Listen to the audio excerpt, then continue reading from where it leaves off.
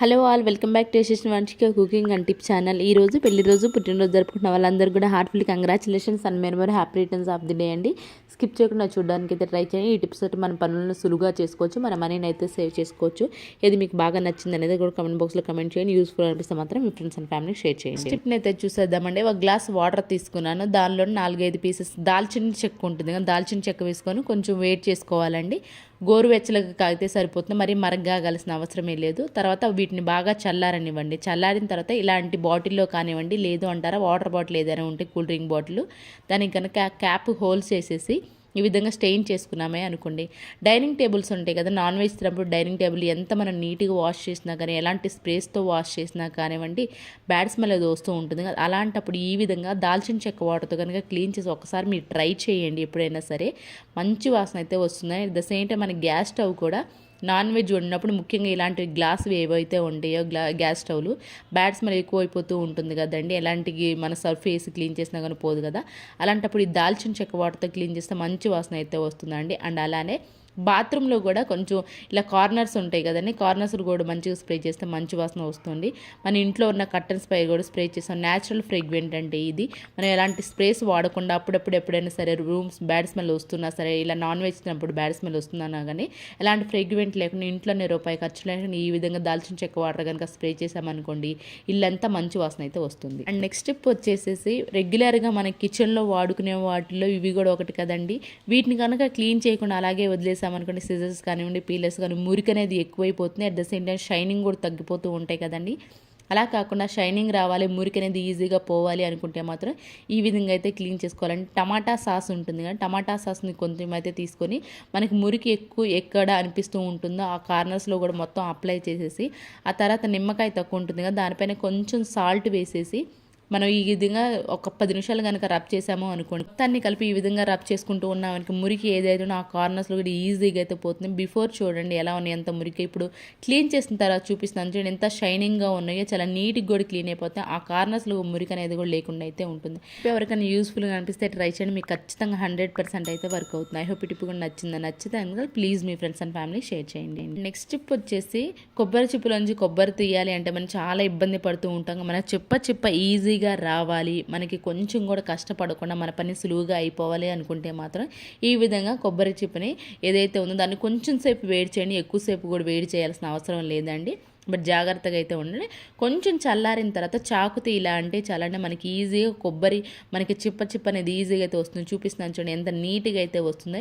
ఈ టిప్ కూడా ఎవరికైనా యూస్ఫుల్గా అనిపిస్తే ట్రై చేయండి, మీకు ఖచ్చితంగా అయితే వర్క్ అవుతుంది. అండ్ అలానే ఈ టిప్స్ అన్ని మీకు యూస్ఫుల్గా అనిపిస్తే మాత్రం ప్లీజ్ ఒక లైక్ ఉండి, మీరు ఒక లైక్ ఇవ్వడం వల్ల వేరే వాళ్ళకి అయితే వీడియో రీచ్ అవుతుంది కాబట్టి, and at the same time నాకు కూడా మోటివేషన్గా ఉంటుంది కాబట్టి ప్లీజ్ మీరు లైక్ ఇచ్చి సపోర్ట్ చేయండి. అండ్ నెక్స్ట్ టిప్ వచ్చేసి అప్పుడాల మనం వేయించుకుంటూ ఉంటాం కదండి, అయితే పొద్దున వేయించినవి సాయంత్రం కల్లా మెత్తబడిపోతూ ఉంటాయి కదా. ఈ సింపుల్ ట్రిక్తో కనుక ట్రై చేశారంటే మాత్రం రేపొద్దునికి కూడా చాలా క్రిస్పీగా అయితే ఉంటాయి అండి. మెత్తబడిని ఎవరో తినడానికి ఇష్టపడరు కదండి, అలాంటప్పుడు ఈ విధంగా ట్రై చేయండి.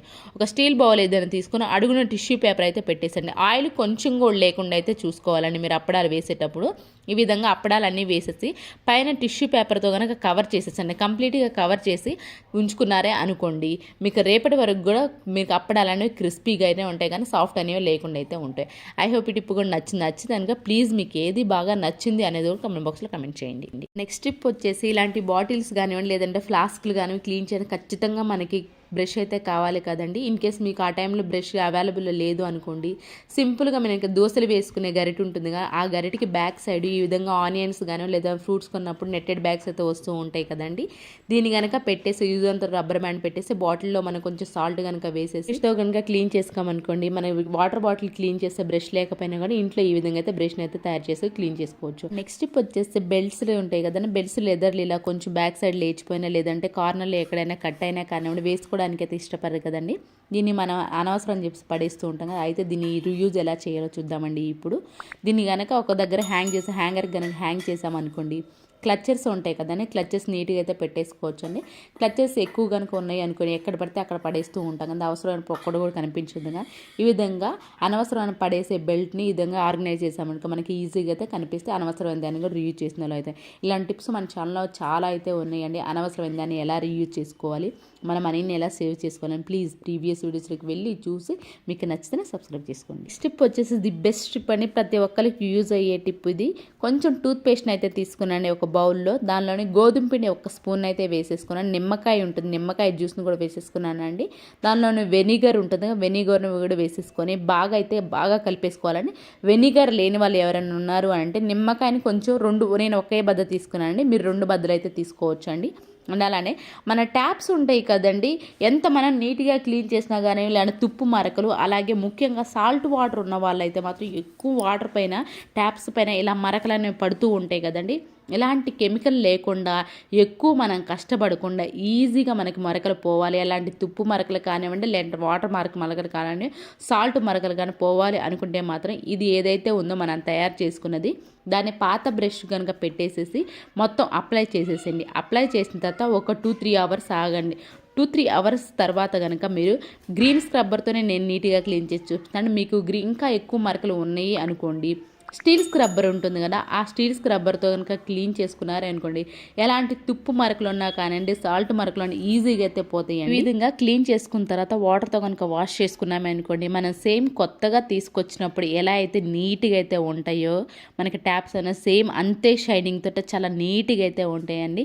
వాటర్ మరకలు అలాగే తుప్పు మరకలు, సాల్ట్ మరకలు ఎవరైనా ఇబ్బంది పడుతూ ఉన్నారనుకోండి, ఎలాంటి కెమికల్ లేకుండా ఈ విధంగా ట్రై చేయండి. 100% మీకైతే వర్క్ అవుతుంది. ఇప్పుడు ట్రై చేయండి, మీకు ఖచ్చితంగా వర్క్ అయితే తీరుతుంది. అండ్ అలానే ట్యాప్ని తడి అనేది లేకుండా పొడి క్లాత్తో తుడిచేసేసండి. ఆ తర్వాత మన ఇంట్లో కొబ్బరి నూనె అయితే ఉంటుంది కదండి, కొబ్బరి నూనె కానీ లేదంటే వ్యాజిలిన్ పెట్రోలియం జెల్ ఉంటే వ్యాజిలిన్ పెట్రోలియం జెల్. నేను చెప్పే టిప్స్ ఏంటి అని అంటే ప్రతి ఒక్కరికి అవైలబుల్లో ఉండే అయితే టిప్ అయితే చెప్తున్నాను కాబట్టి అందరికి ప్రతి ఒక్కరు కూడా వ్యాజిలిన్ పెట్రోలియం జెల్ ఉన్నా లేకపోయినా కానీ కొబ్బరి నూనె అయితే ఖచ్చితంగా ఉంటుంది కదండి. ఆ కొబ్బరి నూనె కనుక అప్లై చేసేసామనుకోండి, మనకి కొన్ని రోజుల వరకు సేమ్ ఇలాగ కొత్త దానిలాగా అయితే ఉంటారు, వాటర్ మరికలు అనేవి లేకుండా అయితే ఉంటాయి. నెక్స్ట్ టిప్ వచ్చేసి ఒక పావు గ్లాస్ వాటర్ని అయితే తీసుకున్నానండి. వెనిగర్ ఉంటుంది కదా, వెనిగర్ను కూడా సేమ్ అదే గ్లాస్తో పావు గ్లాస్ అయితే తీసుకున్నాను. దానిలోని సర్ఫ్ లేదంటే విమ్ లిక్విడ్ లేదంటే మన సర్ఫెక్ట్ మ్యాటిక్ ఏదైనా ఒక స్పూన్ అయితే తీసుకోవాలి. దానిలోని గోధుమ పిండి ఉంటుంది కదండి, గోధుమ పిండి కూడా వేసేసి బాగా కలిపేసేసుకోవాలండి, 4 కలిసిపోవాలి. ఆ తర్వాత బాత్రూమ్ డోర్స్ ఉంటాయి కదండి, మరి ఎంత నీట్గా క్లీన్ చేసుకున్నా కూడా బాత్రూమ్ డోర్స్ ఇలా మరకలు అయితే పడుతూనే ఉంటాయి కదండి. కెమికల్ లేకుండా క్లీన్ అవ్వాలి అనుకుంటే మాత్రం 1 మంత్ వరకు మనకి సేమ్ ఇలాగే కొత్త దానిలాగా ఉండాలనుకుంటే మాత్రం ఈ విధంగా ట్రై చేయండి. ఇదంతా అప్లై చేసిన ఏదైతే మనం ముందుగా తయారు చేసుకున్నామో అప్లై చేసిందంటే ఈ విధంగా హ్యాండ్స్కి గ్లౌజులు కానివ్వండి, గ్లౌజెస్ కనుక లేవు అనుకోండి, ప్లాస్టిక్ కవర్ ఉంటుందో ప్లాస్టిక్ కవర్ వేసేసుకొని ఇలా చేతితో రుద్దితేనే బాగా నీట్గా మొత్తానికి అంటుతుందండి.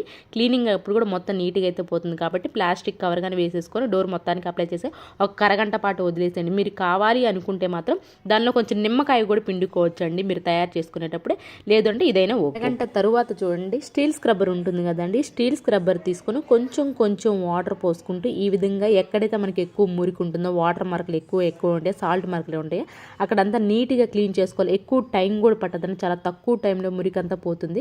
ఆ తర్వాత వాటర్తో వాష్ చేసేసుకోండి. చూస్తే ఎంత నీట్గా అయితే క్లీన్ అయిపోయింది. ఆ తర్వాత క్లాత్ పెట్టి తడి అనేది లేకుండా తుడిచేసుకోండి. మళ్ళీ మనకి రిపీటెడ్గా సోప్ మార్కులు కానీ వాటర్ మార్కులు కానీ పడకుండా ఉండాలి అని అంటే ఖచ్చితంగా మీరు క్లీన్ చేసుకున్న తర్వాత పొడి క్లాత్తో తుడిచేసి కొబ్బరి నూనె కానివ్వండి, లేదు అంటారా వ్యాజిలిన్ కానీ అప్లై చేసేసారనుకోండి, మీకు 1 మంత్ వరకు సేమ్ ఇలాగే కొత్తగా అయితే 1 మంత్ వరకు సేమ్ ఇలాగే ఉంటుందన్నమాట. ఒక వాటర్ మరకలు కానివ్వండి, లేదంటే సోప్ మరకలు ఎక్కువగా రిపీటెడ్గా అయితే పడకుండా అయితే ఉండదు. చూసారా ఎంత నీట్గా క్లియర్గా ఉందో, బిఫోర్ చూడండి ఆఫ్టర్ చూడండి ఎంత నీట్గా అయితే క్లీన్ అయిపోయింది. ఈ టిప్ ఎవరికైనా యూస్ఫుల్గా అనిపెట్టి ట్రై చేయండి, మీకు ఖచ్చితంగా 100% అయితే వర్క్ అవుతుంది. ఐ హోప్ ఇది కూడా నచ్చితే కనుక ప్లీజ్ అండి లైక్ చేయండి, షేర్ చేయండి, సబ్స్క్రైబ్ చేసుకోండి. అండ్ ఏది బాగా నచ్చిందో కామెంట్ బాక్స్లో కమెంట్ చేయండి. రేపటి వీడియోలో మంచి టిప్స్ మళ్ళీ మీ ముందుకు వస్తాను. అంతవరకు అయితే మీ అందరైతే హ్యాపీగా ఉన్న హార్ట్ఫుల్గా అయితే కోరుకుంటాను. Thank you so much for watching.